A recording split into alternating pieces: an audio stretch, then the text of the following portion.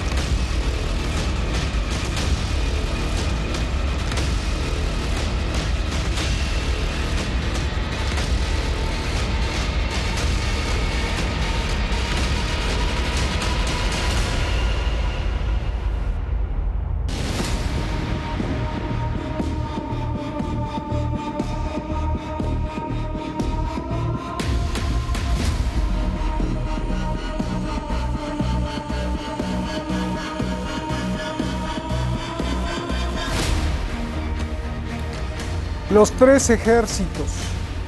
tres ejércitos, ahí los pusimos en las imágenes. ¿Por qué? Porque otra vez estamos en máxima tensión. El ejército de Irán está en alerta máxima y le advierte a Israel que una tontería y pulveriza Tel Aviv y el puerto de Haifa.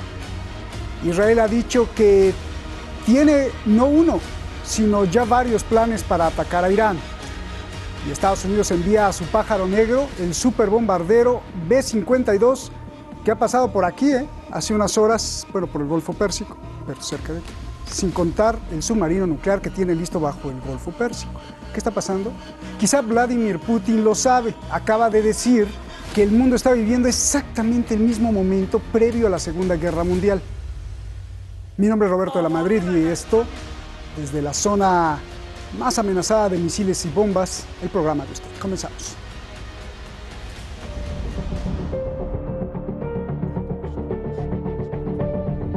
La palabra no basta.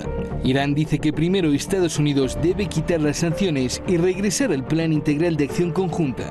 کل دنیا یک پارچه دارن با آمریکا میگن چرا به تعهدات زودتر بر نمیگردن. این صدای واحد دنیا خیلی مهمه. همیشه هم گفتیم که شما برگردید به تعهدات، ساعت بعد ما به کل تعهدات برمیگردیم. Desde Rusia también se pide a la administración Biden que tome medidas prácticas y regrese al pacto nuclear firmado en 2015. JCPOA was really a genius achievement from world diplomacy. Very many people were working on this for many years. We don't see any reasons for it to be modified.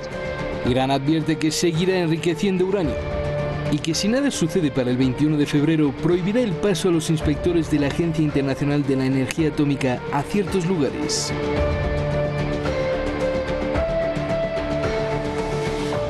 El presidente Biden ha mostrado voluntad de regresar al acuerdo nuclear.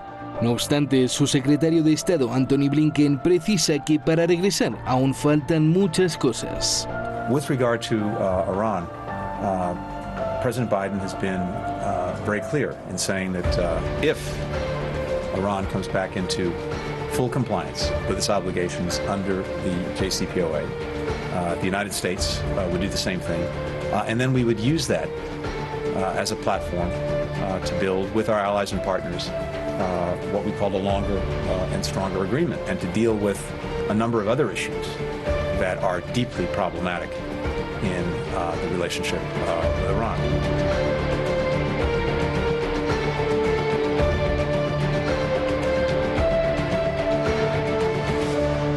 Por su parte, Israel dice que no dejará a Irán que siga enriqueciendo uranio. Lo acusa de querer una bomba atómica y advierte que si Estados Unidos regresa al acuerdo nuclear, atacaría a Irán. Both administration, and we heard it very clearly from the new administration, not to allow Iran to become nuclear. We may have different perspective how to reach it. It is operationally and strategically wrong.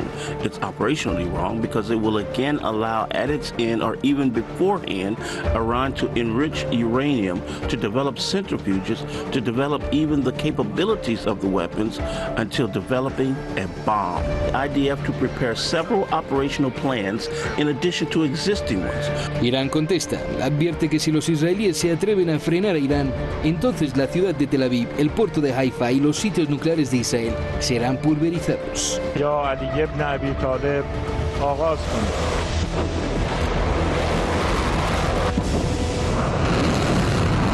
اونا در صورت خطا فروپاشی خودشون رو زمانبندیشو جلو خواهند آورد. اسرائیل و رژیم صهیونیستی اصلا به چیزی کمتر از فروپاشی نباید فکر کنه. آنقدر توان داریم que در واقع از نظام جمهوری اسلامی و سرزمین خودمون به نحو احسن دفاع بکنیم. La tensión militar crece más. Hace unas horas, otra vez, vuelven los bombarderos B-52 de Estados Unidos a sobrevolar el Golfo Pérsico con la intención de advertir a Irán.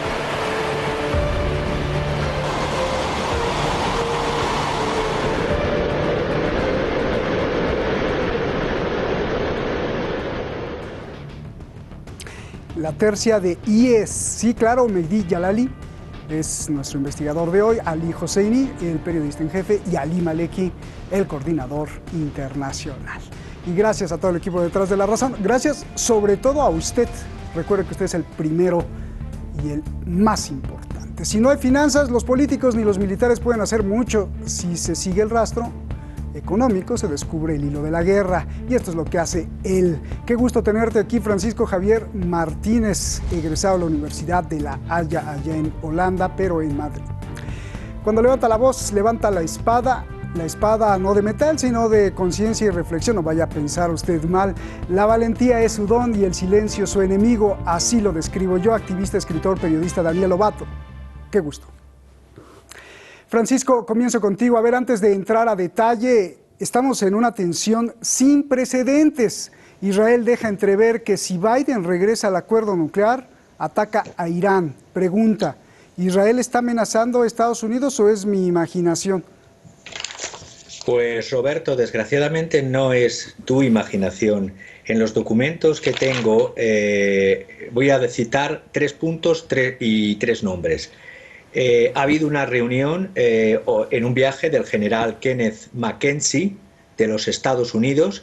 Recordemos un movimiento que hizo de pato cojo Trump antes de salir la administración Trump, que es sacar a Israel del Eurocom, donde había, entre comillas, un cierto control o al menos conocimiento de la OTAN por parte europea de los movimientos de Israel, a ponerlo en el CENTCOM directamente, con los acuerdos abrahamánicos con Estados Unidos, con estados del Golfo como Bahrein y Emiratos Árabes. El Pentágono es más autónomo de Bruselas y el general Kenneth McKenzie se ha reunido en Israel. Aparte hay un viaje también pendiente del jefe del Mossad para estos próximos días, Yossi Cohen, con su homólogo. Y lo fundamental, la tercera persona y punto, el asesor leal a Bibi Netanyahu, el general retirado Yaakov Amidror, insiste por enésima vez en la doctrina Begin, es decir, ataques preventivos, golpear al oponente, por supuesto, como siempre, con asesinatos, virus informáticos, operaciones encubiertas. Ya lo hizo con el programa nuclear iraquí, pero desconocen, primero, que el Irak de Saddam Hussein no es Irán, punto número 1. Segundo, que en la administración de Trump, que tanto se aplaudía por parte de las palomas de la paz como si viniese la nueva Arcadia, si es verdad que están todos los partícipes del programa del PIAC, es decir, del Plan Integral de Acción Conjunto, que se firmó el 14 de julio del 2015. Está Jake Sullivan, que es el director de la Seguridad Nacional ahora, está el director de la CIA, William Burns, que también está Anthony Blinken. Si se dejase más la vía a los negociadores, a los diplomáticos y menos a los halcones, en ambos lados de ambos países, las cosas irían mejor. Y estoy pensando en un enviado a Irán como Rob Malley, que él podría establecer lazos nuevos de restablecer lo que es un acuerdo que no olvidemos. El acuerdo fue cumplido desde el 14 de julio del 2015 por Irán, tal como al pie de la letra. Pero es que en mayo del 2018 hubo una retirada unilateral de un país firmante, la administración Trump, y hasta mayo del 2019 la administración iraní no empezó a aplicar el artículo 26 y 36 del propio plan, que dice: si los demás no cumplen, yo puedo ir reduciendo gradualmente mis compromisos, porque en derecho internacional los pactos son para que se cumplan, pacta sunt servanda. Y por último, si lo que ha dicho en Foreign Affairs este viernes 22 Javad Zarif, vuestro ministro de Asuntos Exteriores, es lo lógico. Es decir, es una regla también de derecho romano que ya existía con Justiniano en las guerras, curiosamente, romano-persas.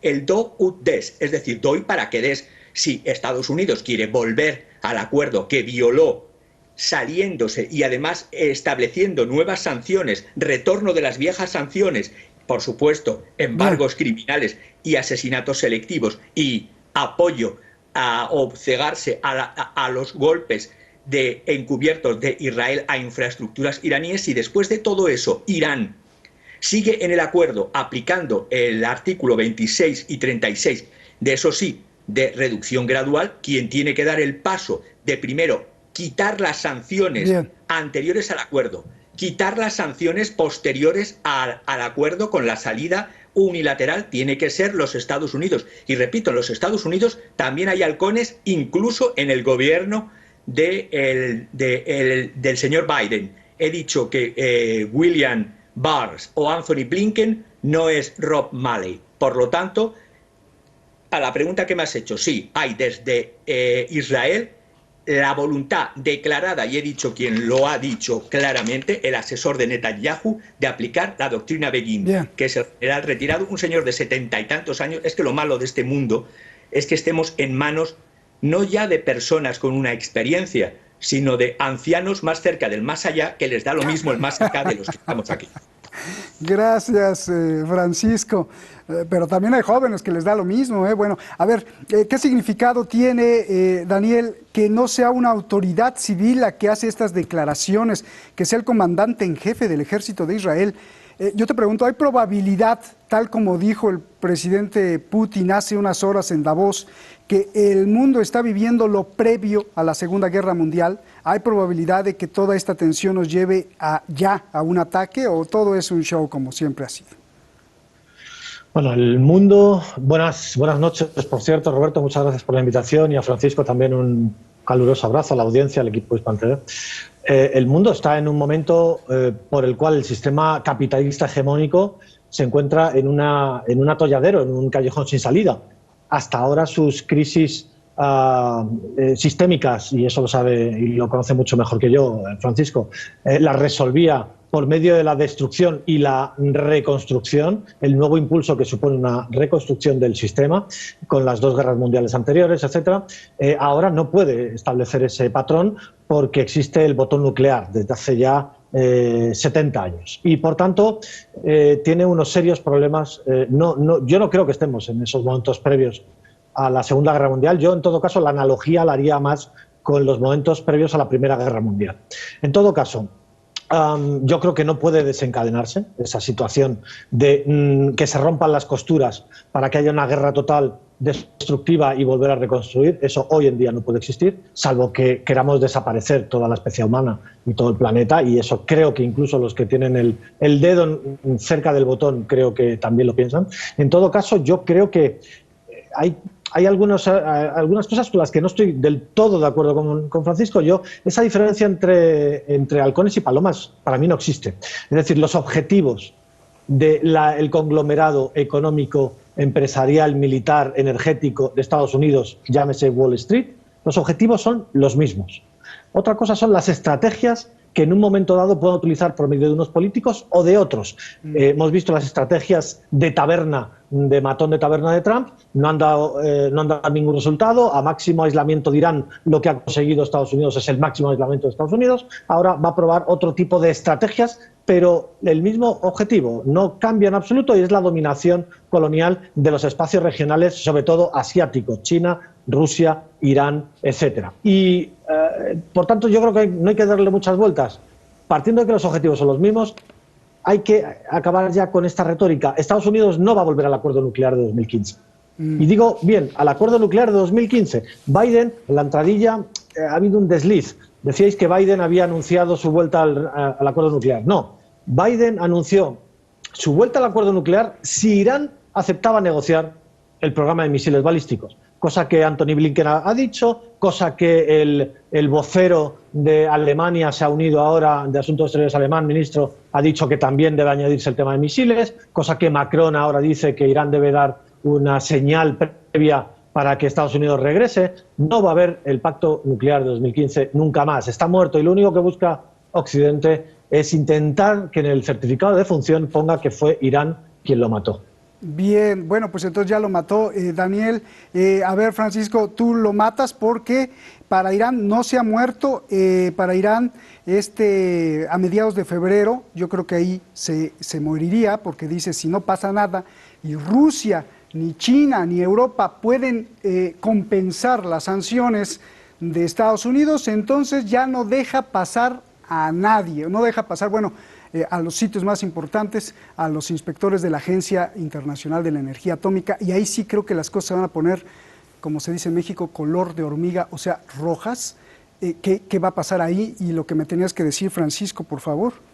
Sí, quería al compañero Lobato decirle que la visión de estructura socioeconómica y política del mundo la comparto.